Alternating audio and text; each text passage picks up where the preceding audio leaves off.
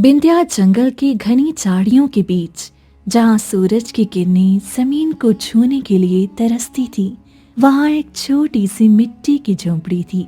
ये झोंपड़ी सिर्फ लकड़ी और मिट्टी का ढेर नहीं थी, बल्कि अंजलि और नेहा, दो अनाथ बहनों की दुनिया थी।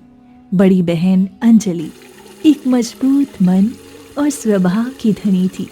वह अपनी छोटी बहन और झोंपड़ी की जिम्मेदारी को अपना धर्म समझती थी। दूसरी थी नेहा, जो हर दम आसमान में अपने सपने बुनती रहती, चंचल और हंसमुख। सुबह का समय था, पर परिंदों की चहचहाहट से पहले अंजलि उठ चुकी थी। वो झोंपड़ी के बाहर बनी चूल्हे की राख साफ कर रही थी, मगर उसकी नजरें बार बार इस संसार से जा चुके अपने माता पिता की तस्वीर पर जा टिकती थी, जो दीवार के एक कोने में धुंधली हो चुकी थी। अंजलि ने देखा कि तस्वीर पर थोड़ी धूल जमी है। उसने बड़े प्रेम से अपना आंचल निकाला और उसे साफ करने लगी। पिताजी, आपने कहा था कि ये जंगल हमारा मित्र है, मगर कभी कभी ये सन्नाटा मुझे डराता है। आज घर में अनाज का आखिरी दाना भी खत्म होने को है। नेहा को कैसे बताऊंगी कि आज फिर से हमें सिर्फ पानी पीकर ही सोना पड़ सकता है। माँ, आप तो कहती थी ना कि भले लोगों का साथ ऊपर वाला हमेशा देते हैं, पर हमारी परीक्षा कब खत्म करेंगे? तभी अंदर से नेहा की आंख खुली। वो अभी छोटी थी, पर जंगल की कठिनाइयों ने उसे समय से पहले समझदार बना दिया था। वो अपनी चादर लपेटे हुए बाहर आई और अंजलि के पीछे खड़ी हो गई। उसने देखा कि अंजलि की आंखों में आंसू हैं। दीदी, क्या फिर से आज आप पिताजी की बातें याद कर रही हैं? आपकी आंखें नम क्यों हैं? क्या फिर से आपने उन्हें सपने में देखा? नहीं पगली, वो तो चूल्हे का धुआं आंखों में लग गया। चल जल्दी कर, नंदिनी को चारा देना है और फिर जंगल से सूखी लकड़ियां चुननी है। अगर आज लकड़ियां ना बेची तो कल का सूरज हमारे लिए अंधेरा लेकर आ जाएगा। पेट की आग बुझाने के लिए मेहनत तो करनी ही पड़ेगी। दीदी, मुझे याद है, माँ कहती थी ना कि हमारे भाग्य में एक दिन सुनहरा सूरज निकलेगा, मगर हम तो रोज वही मिट्टी और पत्थर ढोते हैं। क्या हम हमेशा ऐसे ही रहेंगे? क्या हमारी किस्मत में सिर्फ ये टूटी हुई छत और गीली जमीन ही लिखी है? क्या कभी हम भी गांव के बड़े लोगों की तरह सुंदर कपड़े पहनकर त्योहार मना पाएंगे? सुनो नेहा, इंसान की किस्मत उसके हाथों की लकीरों में नहीं, उसकी मेहनत और ईमानदारी में होती है। हमारे पास धन नहीं है तो क्या हुआ, हमारे पास हमारा रिश्ता है और हमारी प्यारी नंदिनी है। माँ कहती थी कि जो लोग बेजुबान पशुओं की सेवा करते हैं ना, ऊपर वाला उनका रास्ता कभी बंद नहीं करता। जब तक हमारे पास एक दूसरे का साथ है ना, हम गरीब नहीं हैं। दोनों बहनें नंदिनी के पास जाती हैं, जो झोंपड़ी के बगल में बंधी हुई थी। नंदिनी एक स्वच्छ सफेद रंग की गाय थी, जिसकी आंखों में एक अजीब सा सुकून था। नंदिनी ने जैसे ही उन दोनों को देखा, उसने हल्की सी आवाज निकाली और अपना सर अंजलि के कंधे पर रख दिया, जैसे उनका दुख बांट रही हो। दीदी देखो, नंदिनी को शायद सब पता है। ये हमारी बातें समझती है। कभी कभी मुझे लगता है कि माँ का आशीर्वाद इसी में बसा हुआ है। जब मैं डर जाती हूँ या जब मुझे भूख सताती है ना, तो इसकी आंखों में देखकर मुझे शक्ति मिलती है। हाँ नेहा, ये सिर्फ एक पशु नहीं है, हमारा परिवार है। पिताजी ने अपनी आखिरी सांस लेते वक्त मुझसे कहा था, अंजलि, चाहे कुछ भी हो जाए, नंदिनी का ख्याल रखना, ये तुम्हारा भाग्य बदल देगी। तब मुझे उनकी बात समझ नहीं आई थी, मगर आज जब इस दुनिया से वो हमें छोड़कर चली गए ना, तो सिर्फ यही हमारे साथ खड़ी है। ये हमारा गुजारा है, हमारा सहारा है। दीदी, अगर नंदिनी सच में हमारा भाग्य बदल दे और हमें बहुत सारा धन मिल जाए, तो मैं सबसे पहले आपके लिए एक सुनहरी साड़ी खरीदूंगी। फिर आपको ये पुराने और फटे हुए कपड़े ना नहीं पहनने पड़ेंगे। आप बिल्कुल राजकुमारी दिखोगी। अच्छा, और अपने लिए कुछ नहीं मांगेगी? मैं तेरे लिए ढेर सारी मिठाई, नए खिलौने और सुंदर रेशमी कपड़े लाऊंगी। मगर अभी के लिए चलो काम पर लगते हैं। सपने देखने से पेट नहीं भरता है, हाँ नेहा, उसके लिए कोशिश करनी पड़ती है। दोनों बहनें लकड़ियां इकट्ठा करके जंगल की गहराइयों में निकल पड़ती हैं। रास्ते में उन्हें गांव के कुछ लोग मिलते हैं जो उन्हें बहुत बुरी नजरों से देखते हैं। मुखिया श्यामलाल की गुंडी अक्सर जंगल में घूमती रहती थी क्योंकि उनकी बुरी नजर उन बहनों की छोटी सी जमीन पर थी। लेकिन गांव में एक रामेश्वर काका भी थे जो दोनों बहनों को बिल्कुल अपनी बेटियों जैसा समझती थी। उस दिन रास्ते में उन्हें रामेश्वर काका मिले। बेटी अंजलि, जरा संभल कर जाना। आजकल जंगल में दरिंदे कम और मुखिया के गुंडे ज्यादा घूम रहे हैं। वो श्यामलाल तुम्हारी झोपड़ी और उस छोटी सी जमीन को हड़पना चाहता है। वो बहुत नीच इंसान है। काका, हमने कभी किसी का बुरा नहीं किया। हमारी जमीन हमारे माता पिता की निशानी है। हम इसे किसी कीमत पर नहीं छोड़ेंगे। जब तक नंदिनी हमारे साथ है और ऊपर वाले का आशीर्वाद है, हमें किसी का डर नहीं। हम मेहनत करके अपना पेट पाल लेंगे, पर अपनी स्वाभिमान को नहीं बेचेंगे। हाँ काका, और अब तो दीदी ने सीख लिया है कि ये कुल्हाड़ी कैसे चलाते हैं। अगर कोई हमारे घर की तरफ आंख उठाकर भी देखेगा ना, तो हम डरेंगे नहीं। हम दोनों बहनें एक दूसरे की ढाल हैं। रामेश्वर काका उन्हें दुआ देते हुए चले गए, पर उनकी आंखों में चिंता थी। उन्हें पता था कि मुखिया श्यामलाल की लालच के आगे इतनी गहरी खाई है कि वो किसी भी हद तक जा सकता है। शाम ढलती ही जब बहनी थकी हारी घर लौटी तो उनके सर पर लकड़ियों का भारी बोझ था। उन्हें एहसास हुआ कि दुनिया जितनी सुंदर दिखती है उससे कहीं ज्यादा कठिन है। उस रात मौसम में अचानक करवट ली, बिजली कड़कने लगी और जोरों की वर्षा शुरू हो गई। झोंपड़ी की पुरानी छत से पानी जगह जगह से टपक रहा था। अंजलि ने जल्दी जल्दी पुराने बर्तन और मिट्टी के कटोरे वहां रख दिए। वहां से पानी गिर रहा था। दोनों बहनें ठंड से ठिठुर रही थी और एक दूसरे से लिपट कर बैठी थी। दीदी, बहुत ठंड लग रही है और पेट में भी जलन हो रही है। भूख के मारे नींद ही नहीं आ रही है। क्या हम हमेशा ऐसे ही तड़पेंगे? बस थोड़ा धैर्य रख मेरी जान। कल सुबह होते ही मैं नंदिनी का दूध लेकर सबसे पहले गांव में जाऊंगी। आज उसने हरी घास और चारा बहुत प्रेम से खाया है। मुझे पूरा विश्वास है कि कल तो हमें मायूस नहीं करेगी। सो जा, सुबह सब ठीक हो जाएगा। अंजलि खुद भूखी थी, पर उसने नेहा को दिलासा दिया। पूरी रात वो जगती रही। अगली सुबह जब बारिश रुकी और सूरज की पहली किरण झोंपड़ी पर पड़ी तो सब कुछ बदल चुका था। नेहा ने आंखें मली और हमेशा की तरह नंदिनी के पास जाकर दूध निकालने के लिए बाल्टी रखी। जैसे ही उसने नंदिनी के शरीर को स्पर्श किया, उसने महसूस किया कि कुछ अलग है। ऐ मेरी नंदिनी, काश हमारी भाग्य में भी किसी रानी जैसा जीवन लिखा होता। हम कब तक ये जंगल से लकड़ियां काट कर ढोएंगे?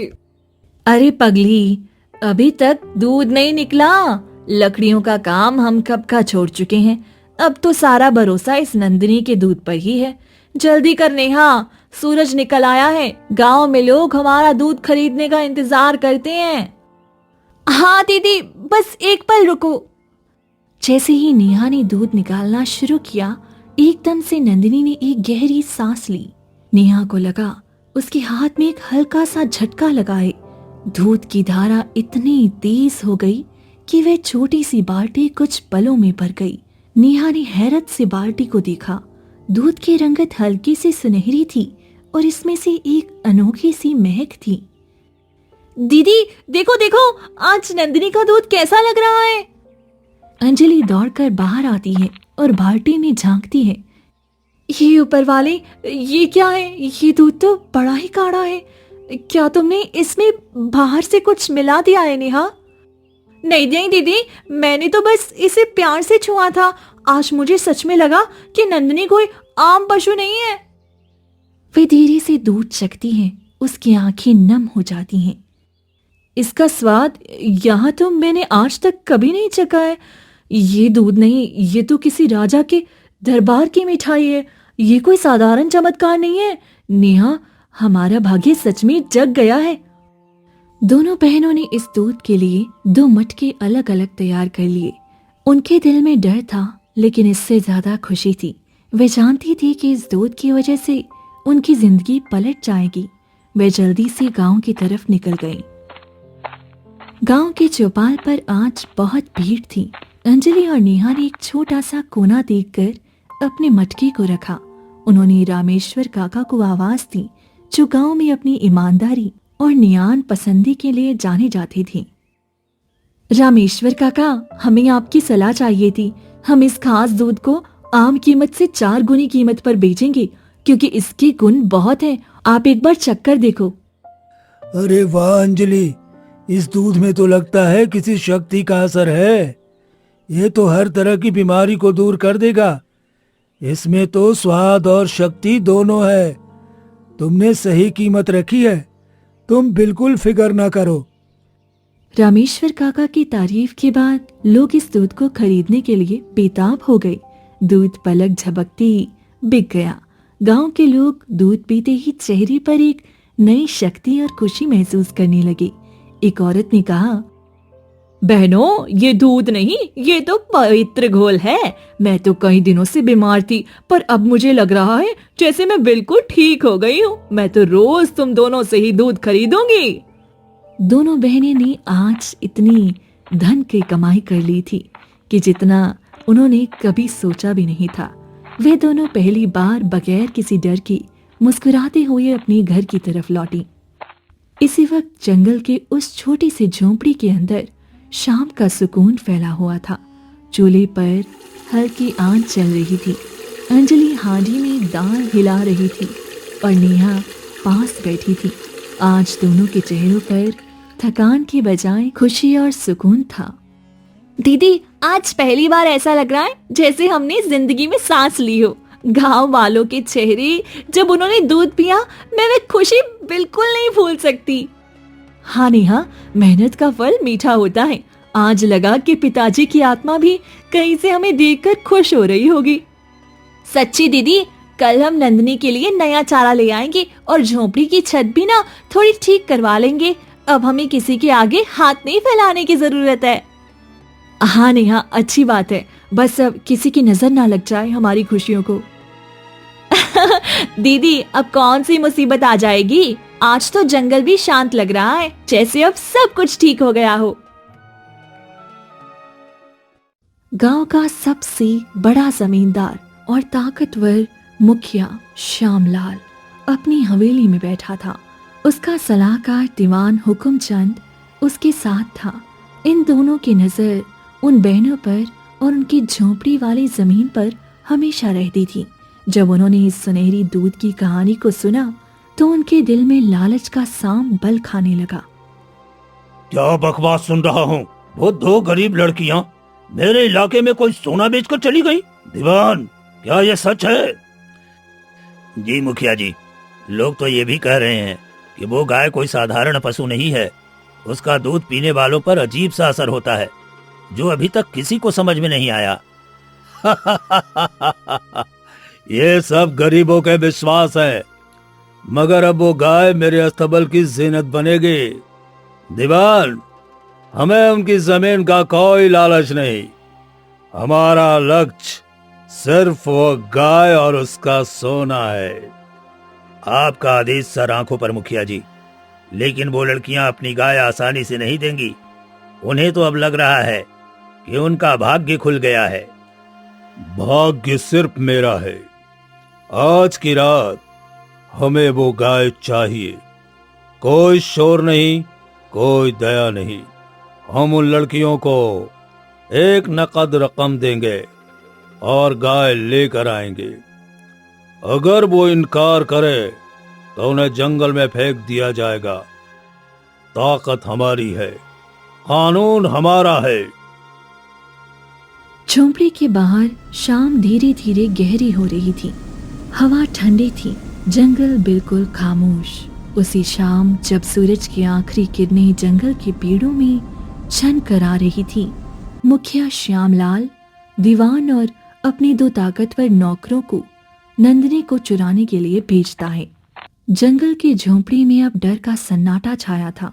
सूरज के डूबते ही हवा में एक अजीब सी बेचैनी घुल गई थी।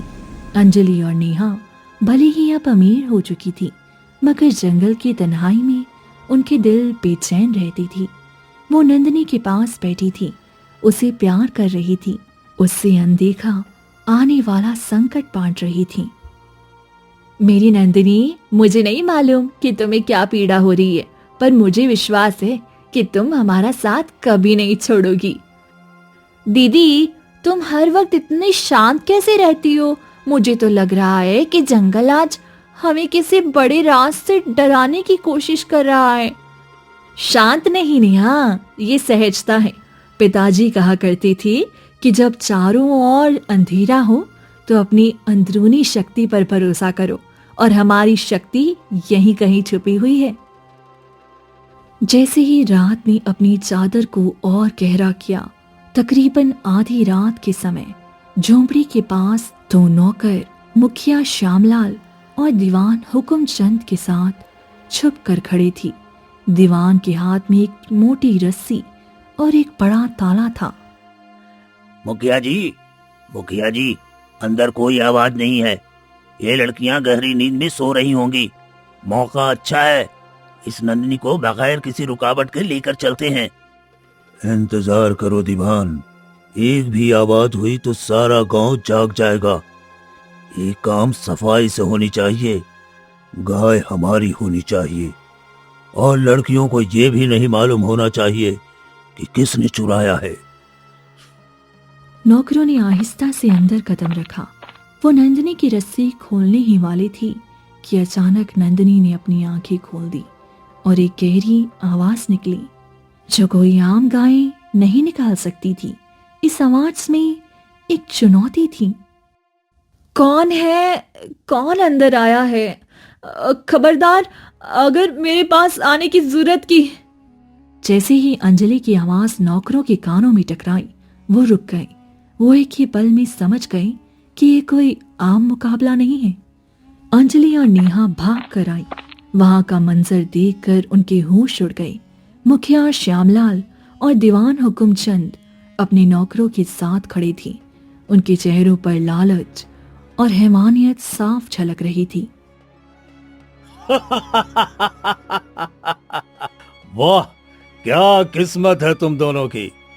तुम्हारे हाथ ऐसी गाय लगी है जो सोने से कम नहीं, और फिर भी तुम इसे संभाल कर बैठी हो। ये लो 1000 रुपए, और आज से ये गाय हमारी है। ना बहस होगी ना सवाल, फैसला हो चुका है। हमें आपकी दौलत नहीं चाहिए, हमारी नंदिनी हमें दे दीजिए। आपको शर्म नहीं आती? शर्म? दीवान और मुखिया को कोई शर्म नहीं होती। अब बस इस गाय को जबरदस्ती खींचो और ले चलो, वक्त नहीं है। जैसे ही नौकर नंदिनी को खींचने लगा, गाय ने अपना सर ऊंचा किया और उसके माथे पर बना हुआ एक छोटा सा चक्र सुर्ख रंग की रोशनी से चमक उठा।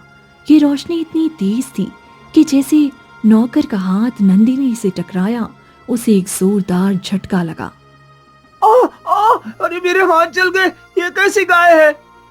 अरे भागो मुखिया जी, ये कोई मामूली चीज नहीं है। इस गाय के अंदर आग जैसी शक्ति है, ये हमें जिंदा नहीं छोड़ेगी। मुखिया और दीवान इस अनोखे चमत्कार को देखकर हक्के बक्के रह गए। उन्होंने कभी सोचा भी नहीं था कि ये गाय इस तरह का पलटवार करेगी। डरने की जरूरत नहीं है, ये सब उन लड़कियों का बनाया हुआ भ्रम है। नौकरों, इसे लोहे की जंजीरों से बांधो। जंजीरों पर यह चमत्कार काम नहीं करेगा। अत्याचारियों ने फौरन लोहे की मोटी जंजीरें निकाली और नंदिनी के चारों ओर पैरों में बांध दी। जंजीरों के आगे नंदिनी की ताकत का असर नहीं चल सका और निर्दयी लोग बेदर्दी से नंदिनी को खींचकर अपने साथ ले गए। अंजलि और नेहा बस रोती रह गई। उनकी चीखें जंगल के गहरे सन्नाटे में दबकर रह गई। उसी वक्त उन्हें एहसास हो गया कि ये लड़ाई अब ताकत से नहीं बल्कि बुद्धि और होशियारी के बल पर लड़नी होगी। मुखिया श्यामलाल के बड़ी अस्तबल में नंदिनी कैद थी। उसी लोहे की मजबूत जंजीरों में उसे जकड़ा हुआ था और आसपास 3 पहरेदार बिठाए गए थे। मुखिया और दीवान बहुत खुश थे। भाग्य आखिरकार मेरे साथ है। आज से ये गाय मेरा खजाना है। दीवान, जल्दी से इसका दूध निकालो। हमें फौरन गांव में यह खबर फैलानी है कि नंदिनी अब हमारी मिल्कियत है। जी मुखिया जी, आज हम दोनों बहुत धनवान हो जाएंगे। दीवान हुकुमचंद ने आगे बढ़कर नंदिनी का दूध निकालना शुरू किया, लेकिन जैसे ही उसने उसके दन को छुआ, नंदिनी ने एक बदबूदार पदार्थ दीवान के चेहरे पर फेंक दिया। ये क्या बदतमीजी है? ये तो गोबर से भी ज्यादा खराब है। हटाओ इसे, अब मैं देखता हूँ। लाओ वो बर्तन। मुखिया ने जबरदस्ती करनी चाही, मगर दूध बिल्कुल भी नहीं निकला। ये क्या हो रहा है? ये गाय सिर्फ उन लड़कियों के लिए दूध देती है। हमारी सारी योजना नाकाम हो गई। मुखिया जी, हमें लगता है कि उन लड़कियों ने इस गाय पर कोई गुप्त मंत्र पढ़ा है। हमें वापस उनके पास जाना पड़ेगा और उनसे पूछना पड़ेगा कि इसका राज क्या है। इधर झोंपड़ी में अंजलि और नेहा अब परेशान नहीं थे, बल्कि उनके चेहरे पर एक अजीब से भाव थी। वह जानती थी कि मुखिया फौरन उनके पास आएंगी। नेहा, तुम डरो मत। नंदिनी की शक्ति उसकी पवित्रता में है। वह सिर्फ उन लोगों के लिए दूध देगी जो नेक हो। अब वह दोनों यहाँ जरूर आएंगे और वह लालच में आकर हमारी बात मान लेंगे। पर दीदी, अगर उन्होंने आकर हमें तकलीफ दी तो? वह तो जालिम है। हम उन्हें कोई मौका ही नहीं देंगे। तुम जल्दी से मेरे साथ गांव चलो। हमें सारा विश्वास रामेश्वर काका में जगाना है। दोनों बहनें फौरन गांव की तरफ निकली। वह सीधी रामेश्वर काका के घर गई।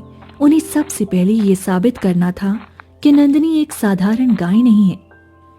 रामेश्वर काका, हमारी नंदिनी को मुखिया श्यामलाल और दीवान हुकुमचंद जबरदस्ती ले गए हैं, लेकिन नंदिनी उनके पास दूध नहीं देगी। नंदिनी का अपना मिजाज है। काका, लालच और जोर उसे बिल्कुल भी पसंद नहीं है। इसीलिए दूध तभी मिलेगा जब सही तरीके अपनाए जाएंगे और एक खास शर्त पूरी होगी, और वह तरीका सिर्फ हम जानते हैं। क्या श्यामलाल ने यह दुष्कर्म किया?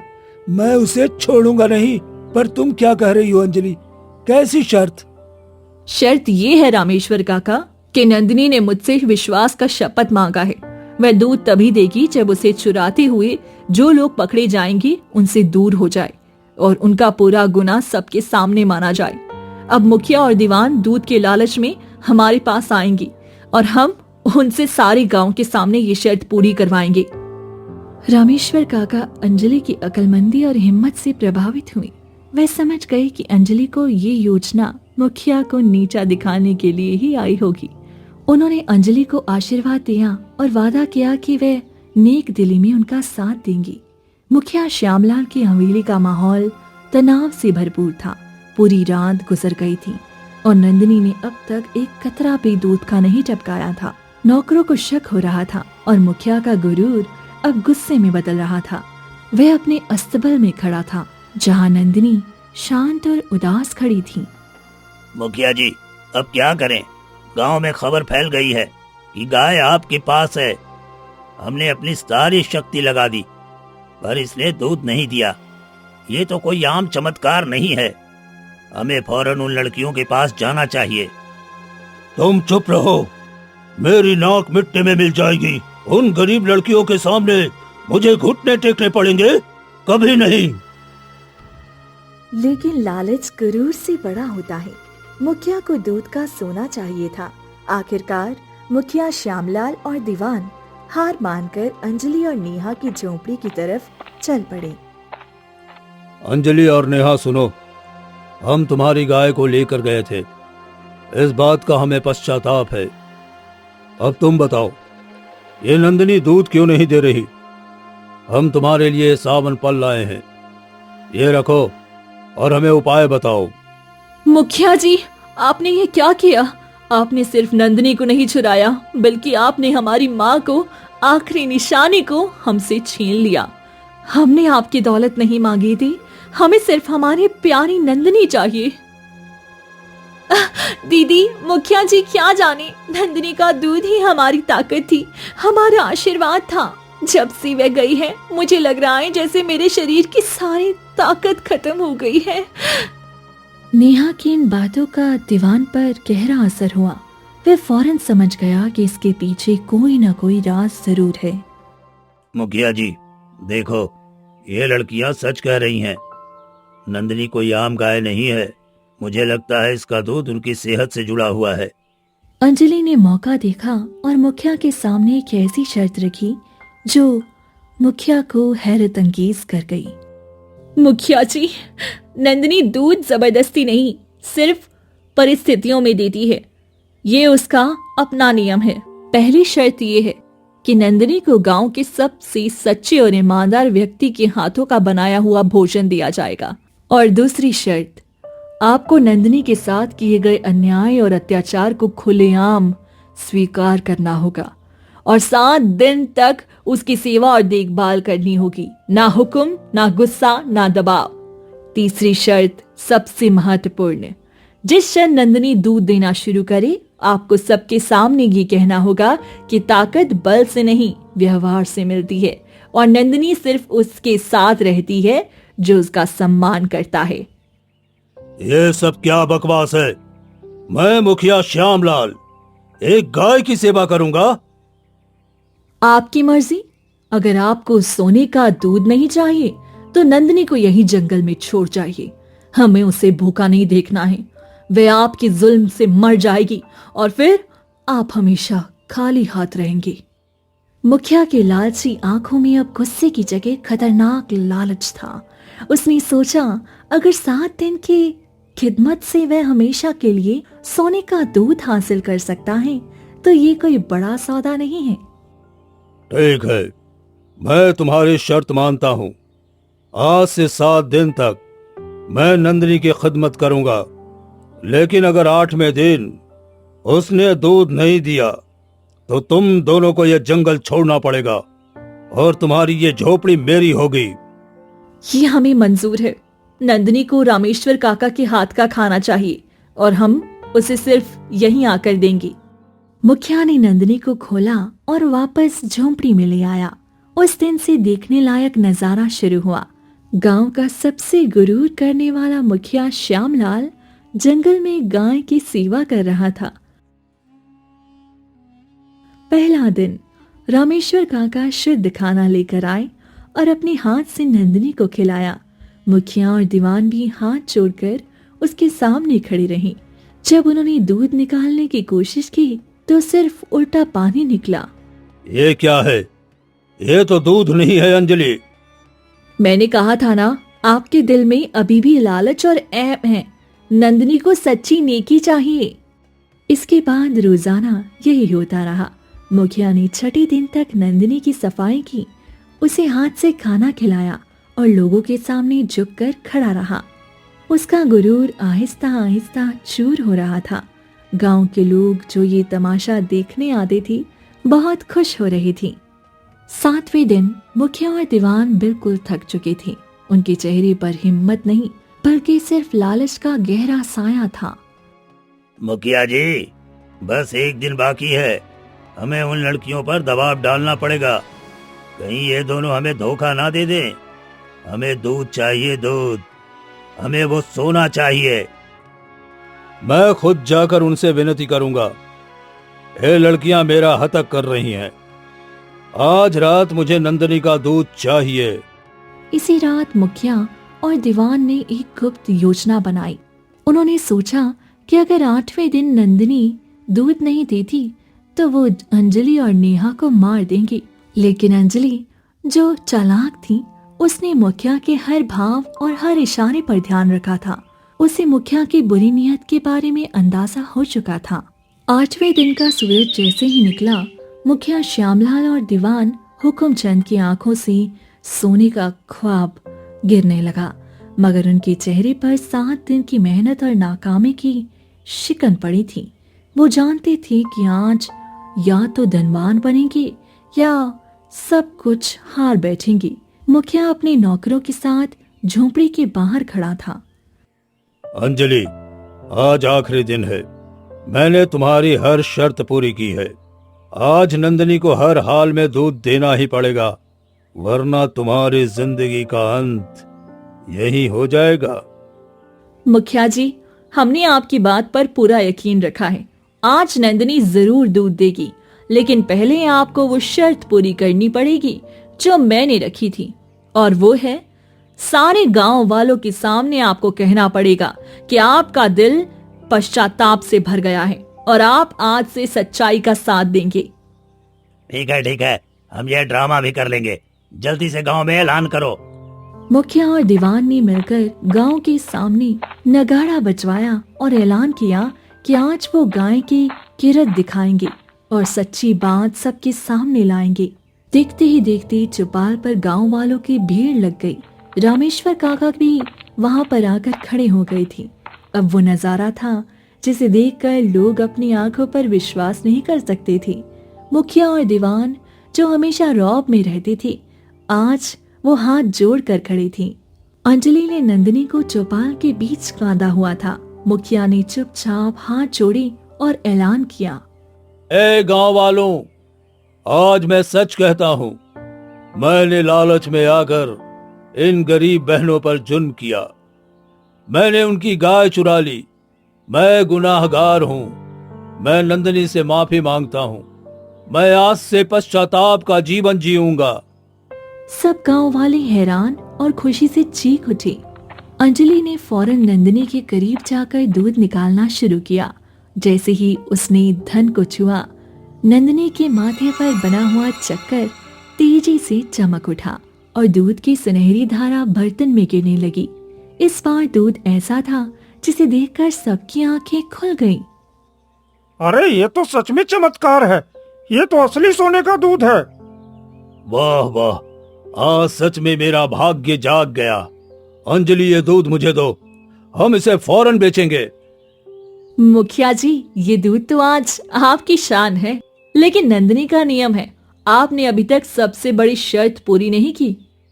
कौन सी शर्त? मैंने तो सबके सामने माफी मांग ली। नहीं, आखिरी शर्त ये थी कि नंदिनी का पहला दूध सिर्फ वो 2 इंसान पिएंगे जिन्होंने इसकी सेवा और खिदमत में सबसे ज्यादा वक्त दिया है। इस दूध को पीते ही उनकी ताकत और खुशकिस्मती हमेशा के लिए दुगनी हो जाएगी। मुखिया और दीवान एक दूसरे की तरफ देखते हैं। इन दोनों ने ही 7 दिन तक नंदिनी की खिदमत की थी। उनके दिलों में लालच भर आया था। मुखिया जी, मैंने दिन रात इस गाय का गोबर उठाया है। इस दूध पर मेरा भी हक है। हमें आधा आधा पीना चाहिए। तुम चुप रहो। मैं इस गांव का मालिक हूँ। मैंने तुम्हें इजाजत दी थी खिदमत करने की। ये पूरा दूध मैं पीऊंगा। देखिए मुखिया जी, नंदिनी झूठ और लालच को बर्दाश्त नहीं करती।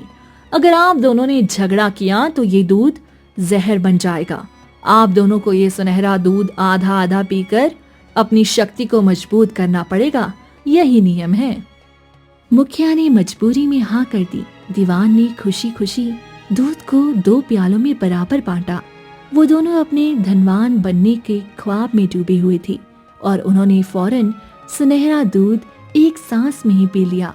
जैसे ही मुखिया और दीवान ने दूध पिया, दोनों के चेहरे पर एक अनोखी रोशनी फैली और वो रोशनी सिर्फ एक लम्हे के लिए थी। इसके बाद दोनों के जिस्म पर, खासकर उनके हाथों और चेहरों पर, जहां से उन्होंने नंदिनी को छुआ और लालच में देखा था, तेजी से आग जैसी जलन शुरू हो गई। आग, आग, मेरे जिस्म में आग लग गई। ये कैसा दूध है? अंजलि, ये तुम्हारी साजिश है। बचाओ, बचाओ, ये तो पवित्र अजाब है। मेरे जिस्म पर छाले पड़ रहे हैं। देखो, देखो, मेरे हाथों पे कैसे निशान बन गए हैं, जैसे मैंने जलते हुए अंगारों को पकड़ा हो। गांव वालों ने हैरत से देखा। मुखिया और दीवान के जिस्म पर निशान बन गए थे। छालों के निशान ऐसे थे जैसे लोहे के गर्म जंजीरों में उन्हें दागा गया हो, बिल्कुल उस तरह जिस तरह उन्होंने नंदिनी को बांधा था। ये निशान उनकी जुल्म और लालच की निशानी थी जो हमेशा के लिए उनके जिस्मों पर कायम हो गए थे। जहर नहीं मुखिया जी, मैंने तो आपको कर्मों का फल दिया है। नंदिनी का दूध जब लालच और जुल्म के हाथों में जाता है तो वो धर्म अग्नि का बन जाता है। ये छाले, ये निशान आपकी और दीवान की बुरी नीयत का प्रमाण है, जो हमेशा गांव वालों को याद दिलाएंगे कि जुल्म की जंजीरें आखिरकार अपने आप को जला ही देती हैं। इसी लम्हे रामेश्वर काका, जो चुपचाप सब देख रही थी, आगे बढ़कर अंजलि को आशीर्वाद देती हैं। तुम दोनों बेटियों ने सिर्फ नंदिनी को ही नहीं बल्कि इस पूरे गांव के धर्म की हिफाजत की है। ये नंदिनी पुण्य गाय है। इसका दूध जब तक सच्चाई की बाल्टी में उतरा तब तक बरकत थी, लेकिन जब ये लालच के प्याले में गया तो कर्मों की ज्वाला बन गया। अब ये छाले मुखिया और दीवान के लिए कोई आम तकलीफ नहीं, बल्कि इनका सारा रौब और डरार खत्म हो गया। इनके जिस्म पर लगे हुए जुल्म के निशान अब इनकी हमेशा की हकीकत बन गए हैं। अंजलि और नेहा, उन्होंने अपनी नंदिनी को लेकर अपनी झोंपड़ी की तरफ लौटना शुरू किया, जहां अब वो किसी के डर के बिना अपनी जिंदगी जी रही थी।